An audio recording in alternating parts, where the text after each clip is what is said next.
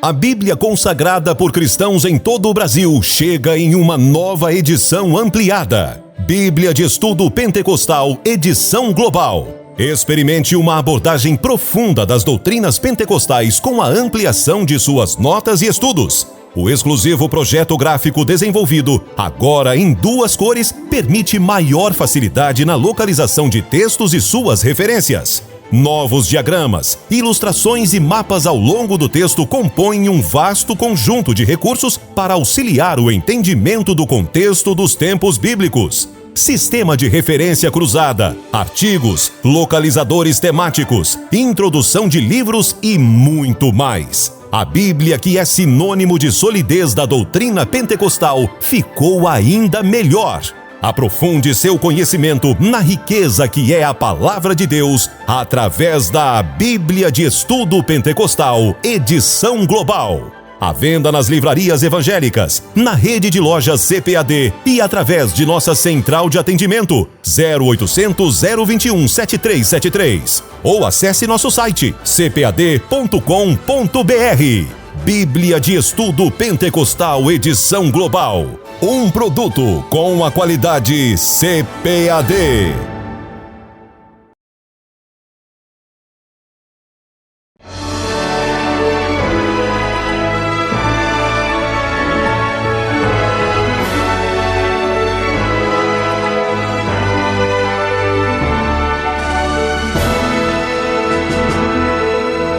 Subsídios. Lições Bíblicas. Jovens. Lição 5. Prestando um culto santo a Deus. A paz do Senhor Jesus, prezado professor, prezada professora. Daremos continuidade ao nosso conteúdo temático das lições bíblicas de jovens.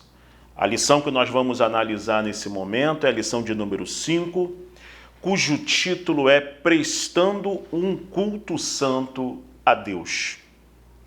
Poderíamos introduzir esta lição com a seguinte pergunta: o que é um culto? O que é um culto a Deus? Mais especificamente, o que é um culto de tradição pentecostal?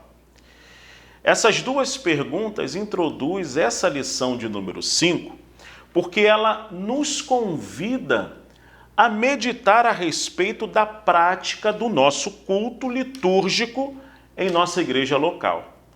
Então nós vamos observar que ao longo dessa lição, o objeto da nossa análise é o culto litúrgico.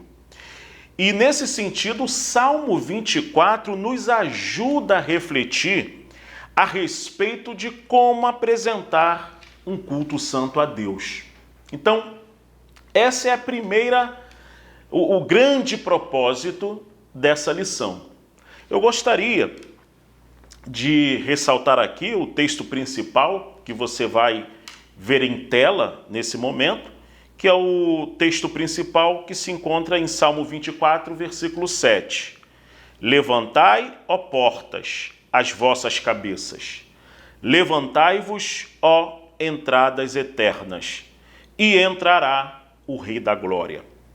O resumo da lição, que também você vai acompanhar comigo na tela, diz assim: a nossa vida deve estar plenamente em coerência com os valores do Deus que tributamos, reverenciamos e adoramos.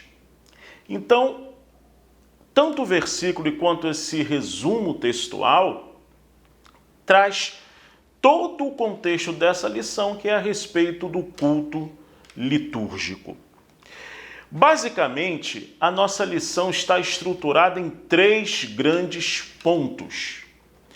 E eu gostaria de ressaltar, você vai acompanhar na tela, esse esboço da nossa lição. O tópico 1, ele fala a respeito do Deus Todo-Poderoso como objeto da nossa adoração. É uma explicação dos 6 primeiros versículos do Salmo 24. O tópico de número 2 trata a respeito de como se apresentar diante de Deus em santo culto. E o tópico de número 3 é uma aplicação daquilo que nós estamos estudando, que tem o título como Oculto, a expressão do divino na terra. Pois bem, a respeito do primeiro tópico, vale a gente ressaltar algumas questões bem interessantes. O Salmo 24, ele apresenta uma estrutura muito clara, né? Então, a respeito do primeiro tópico, é interessante você enfatizar isso com a sua classe. Qual é essa estrutura? Em primeiro lugar, nós temos a verdadeira natureza da adoração. Essa perspectiva está presente nos 6 primeiros versículos. A gente percebe claramente a descrição, né, da pessoa de Deus no Salmo. Olha o que o texto diz: do Senhor é a terra, sua plenitude, o mundo e aqueles que nele habitam, porque ele fundou sobre os mares e afirmou sobre os rios. Quem subirá ao monte do Senhor, ou quem estará no seu lugar santo? Ou seja, deixa bem claro quem é o Senhor, o objeto da nossa adoração. A segunda parte é a coroação do rei, que aí sim é a parte mais messiânica do Salmo, que está do versículo 7 ao versículo de número 10, onde há ali uma grande espera da entrada do rei que está chegando. E ao longo da história da igreja, né, esse rei, ele sempre foi entendido e foi aplicado na pessoa do Senhor Jesus Cristo. É bem interessante dizer também que esse Salmo 24, ele faz parte daquilo que muitos estudiosos denominam de trilogia messiânica. São os Salmos de número 22, os Salmos de número 23 e os Salmos de número 24. Entretanto, é importante ressaltar que a nossa ênfase aqui na nossa lição é para refletir a respeito do caráter bíblico do culto.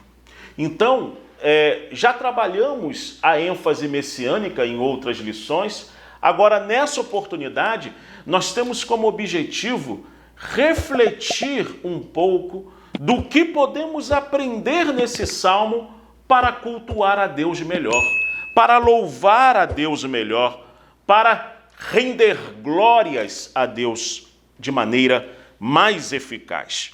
Então, nesse sentido, o versículo 1 e 2 apresentam o nosso Deus como o objeto do nosso culto, o objeto da nossa adoração. Conforme nós lemos nos versículos 1 e no versículo 2, foi Deus quem fundou a terra. Foi Deus que não só a fundou, como a sustenta, como que ele continua na sua divina providência, sustentando todas as coisas. Por isso, ele é o objeto do nosso culto. Já a coroação do rei, no versículo 7 até o versículo 10, é interessante a gente destacar que essa perspectiva da entrada triunfal do rei é uma perspectiva de quem está do lado de dentro do templo, dizendo que o Rei da Glória entrará, que o Rei da Glória chegará. E é interessante que essa imagem do rei entrando, do rei sendo recebido, ele traz um caráter messiânico e glorioso a respeito da pessoa do Senhor Jesus. E essa imagem representa de uma maneira muito grandiosa o caráter cristocêntrico do nosso culto. Ora, se no nosso culto Deus é santo e Deus é o objeto da nossa adoração, como cristãos, o nosso culto também tem que levar em conta a figura central da pessoa de Jesus. Por isso o nosso culto precisa ser cristocêntrico. Ora, se nós temos uma boa teologia, uma boa doutrina do culto, o culto tem que ser para Deus e o culto tem que ser cristocêntrico, o segundo tópico nos convida a termos algumas ênfases que é muito interessante. O versículo de número 3 nos convida a uma reflexão. Quem subirá ao monte do Senhor? Ou quem estará no seu lugar santo? E o versículo 4 fala com clareza que é aquele que é limpo de mãos e puro de coração, que não entrega sua alma à vaidade, nem jura enganosamente. Aqui nós estamos falando de um ponto de vista ético. Aqui nós estamos falando de um ponto de vista de santidade. E nessa oportunidade é importantíssimo nós refletirmos a respeito dessa expressão pureza de coração. Segundo a linguagem do Salmo, é preciso ser puro de coração para subir ao Monte Santo. E a pureza de coração aqui no Salmo, ela tem muito a ver com a santidade interior. É um aspecto muito importante da nossa adoração. Nós devemos adorar a Deus num santo culto a partir da santidade do nosso coração. E a santidade interior, a santidade do coração, a gente já tem falado de 3 aspectos que abarcam essa linguagem do coração da seguinte maneira: a gente trabalha aí com pensamento, sentimento e vontade, né? Então, como está o nosso pensamento, o nosso sentimento, a nossa vontade? O que domina tudo para chegarmos à presença de Deus? É aí que se encontra o profundo lugar do nosso coração. É esse lugar que precisa ser puro, é esse lugar que precisa ser santificado, é esse lugar que precisa estar limpo para chegarmos a Deus em santo culto. Mas há também uma dimensão externa da santidade. A expressão mãos limpas, ela reflete exatamente isso, né? A dimensão externa, ou seja, as nossas atitudes e as nossas ações em nome do Senhor. Que tipo de atitude eu tenho? Que tipo de conduta eu estou portando? Ou seja, todas essas reflexões são importantes de serem feitas a partir da relação do santo culto com a vida de quem cultua ao Senhor. Então, são 2 dimensões de santidade muito interessantes que eu convido você, prezado professor, você, prezada professora, a fazer essa reflexão na sua classe, né? Como está a nossa santidade interior e como se encontra a nossa santidade exterior. Quem pode subir ao monte do Senhor? O texto bíblico diz: aqueles que são puros de coração e aqueles que têm as mãos limpas. Nesse sentido, desejar subir ao monte do Senhor, desejar participar da comunhão com Cristo e sua igreja, deve fazer parte do coração de cada jovem, E aqui, querido professor e querida professora, é uma oportunidade incrível que nós temos de trazer ao coração dos nossos jovens a importância de cultuar a Deus em espírito e em verdade. Por isso que o terceiro tópico, ele nos convida a justamente refletir sobre essa palavra culto. O que nós queremos dizer com um culto santo a Deus? Note bem que o terceiro tópico diz assim: o culto, a expressão do divino na terra. Se a gente estudar essa palavrinha ao longo da história da igreja cristã, nós vamos perceber que o culto é o grande acontecimento público da fé cristã. É o grande acontecimento. E dos conceitos que eu acho mais interessante a respeito do culto é uma definição que diz que é o encontro de Deus com o seu povo. Ou seja, é o encontro do Criador com o seu povo, aquele povo que foi lavado e remido no sangue do Cordeiro. Por isso, desprezar esse momento de culto é desprezar a comunhão a Deus e é desprezar a comunhão com a própria igreja.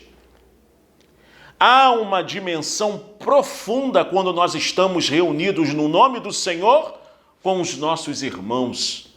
Ali Deus se faz presente. Ali a pessoa de Jesus Cristo está presente por meio do Espírito Santo para receber adoração, para trabalhar as nossas vidas, para edificar as nossas vidas. Outra questão que eu gostaria de colocar, e eu creio que é uma excelente oportunidade para trabalharmos em classe, é a ideia de consciência litúrgica. Nós temos uma liturgia. Há sempre uma proposta de ordem. E num culto que acontece para o Senhor, há gestos, ações, há vestimentas, e tudo isso deve contribuir para o bem do encontro de Deus com o seu povo.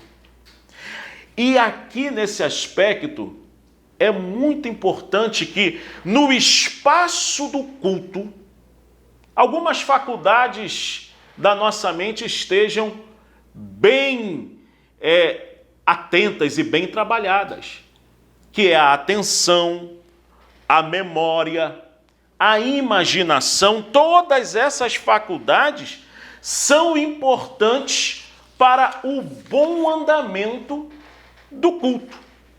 Você imagina, é muito comum termos pessoas que estão presentes de corpo, mas ausentes de mente e de coração.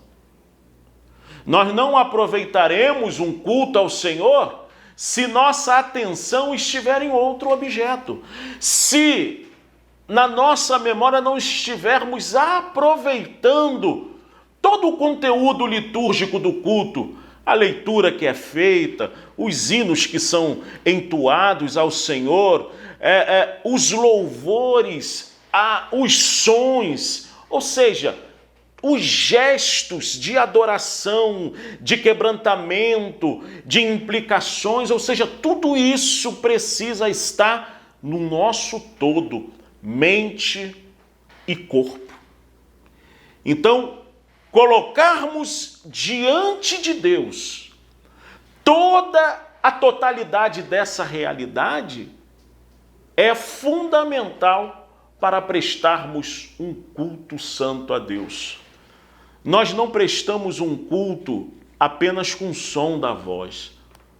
Nós prestamos um culto estando bem atento ao Senhor, respeitando aquela dimensão tão profunda e tão espiritual que era aquele momento de comunhão e satisfação na presença de Deus.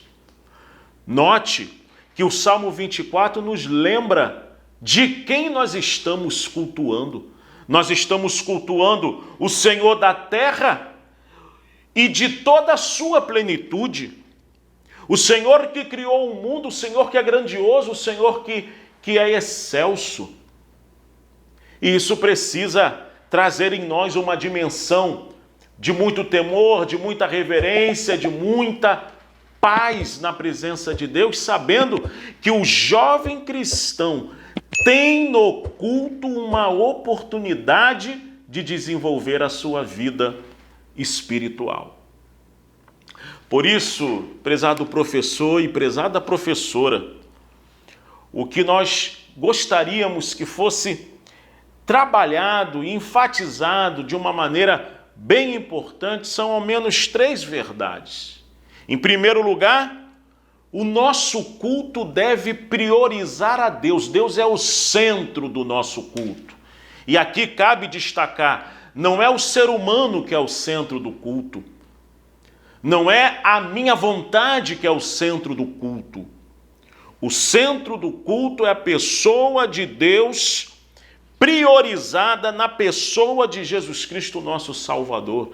Por isso que um culto tipicamente cristão e pentecostal é um culto que exalta a Deus, é um culto que exalta a pessoa de Jesus, é um culto em que o Espírito Santo tem plena liberdade para trabalhar em nossas vidas, a partir dos dons espirituais, a partir da aplicação da palavra de Deus pregada e aplicada aos corações daqueles que estão cultuando ao Senhor.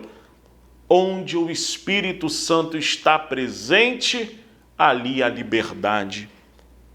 Outro ponto que nós enfatizamos é que o culto demanda, como vimos, um compromisso ético na vida, tanto do ponto de vista interior, quanto do ponto de vista exterior.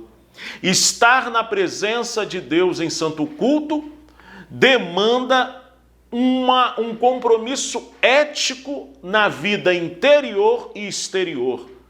Na vida interior tem a ver com os nossos pensamentos, com os nossos sentimentos e com as nossas vontades. Na vida exterior tem a ver com a nossa conduta, com as nossas ações e com as nossas atitudes. Ou seja, a nossa vida precisa ser um ato de adoração e culto a Deus. E, finalmente, é necessário ter prazer em cultuar a Deus juntamente com a igreja, o corpo de Cristo. Principalmente nesse contexto onde há pessoas, infelizmente, estimulando muito a não comunhão cristã. É fundamental reafirmarmos nesses dias a necessidade de estarmos cultuando a Deus em comunhão com a Igreja de Cristo.